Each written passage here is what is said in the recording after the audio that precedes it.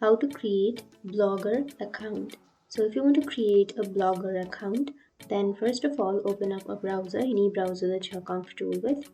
And I'm here with Chrome browser. Simply go for the search bar and search for blogger.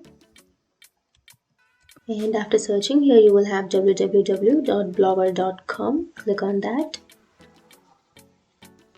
And after that, here you can go for sign in, which is on the upper right. And now you can choose your account. And here you need to enter your password to verify. So simply enter your password. And from here you can create your blog.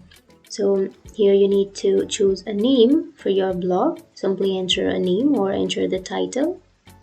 And then click on next, which is on the bottom right. And here you need to choose a URL for your blog. So simply enter the URL. So if it says that this address is not available, then simply remove that address and then you can add another address.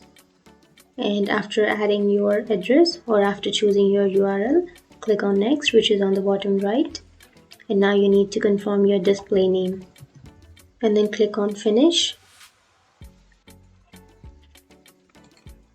And now your blog has been created. So now you can go for view blog. Click on that. And here you will have your blog. So that's it. That's how you create your blog. And if you have any questions, feel free to comment below. Thanks for watching.